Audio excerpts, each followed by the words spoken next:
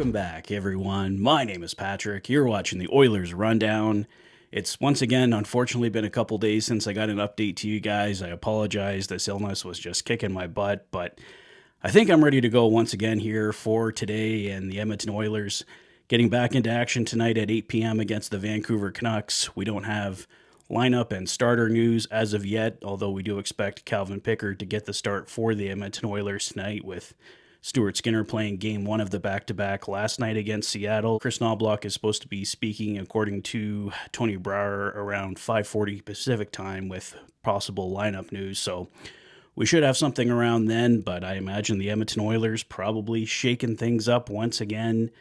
The lines have really not stayed consistent game to game pretty much at all.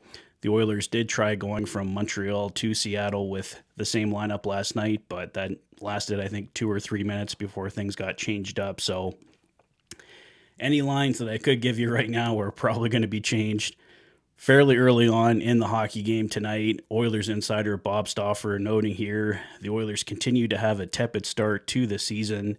The Oilers are struggling 5-on-5, too many poor reads, giving up way too many odd man breaks. He does point out the power play is one thing that's going for the Oilers right now, 5 for 10 the last 3 games played. It was great to see them come back against Montreal the other night, a big 6-5 victory, a fantastic goal for Vasily Podkolzin in there, the winner. That was really great to see. David Tomashik picking up his first NHL goal. Another beautiful moment from that game, but certainly not a game that the Edmonton Oilers should be too incredibly proud of. Some definitely questionable officiating, but the Oilers have dealt with their own questionable officiating going against them in the past, so it's a give and take situation there. The Oilers were up 3-1, go down 5-3, come back and win it 6-5, so they definitely deserve some credit there. Performance against the Seattle Kraken last night that left a lot to be desired.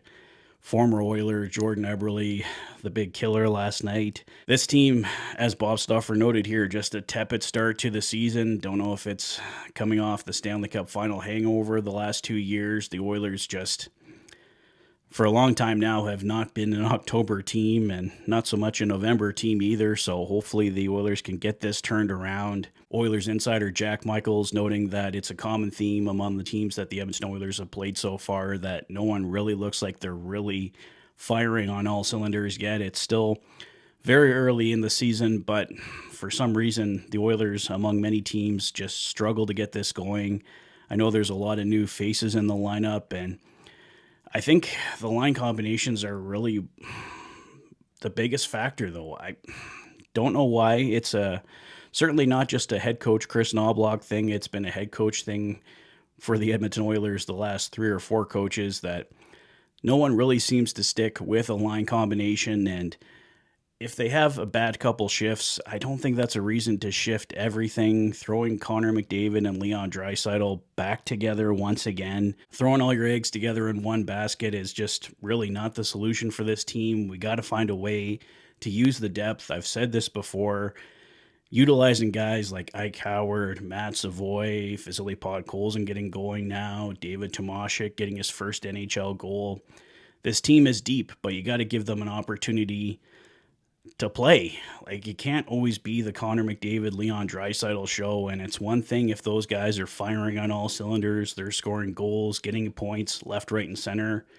Those guys aren't. Leon Draisaitl had a decent game last night against Seattle, but Connor McDavid has 1 goal on the season right now, so use this whole team, find a way to get it going here. I don't think it's a situation where anybody's in danger of being fired or anything like that. The Oilers have had far worse starts than this that led to people getting fired, but they got to find a way to get something going here, and it's been a lack of practice time for sure. It's been a condensed schedule. Those are all factors in the Oilers' slow start to the season, but we see them year after year in the preseason as well. They don't look like they're quite, I don't know if I want to say they're not taking it seriously, but they're not fully committed into it. And this is a team that we know is deep, that has the ability to win the Stanley Cup. They just have to not play the Florida Panthers. That would certainly help their cause, but there's a lot of pieces here, and I think this team is just as good as they've been in the past, but it's finding a way to make every single thing click here, and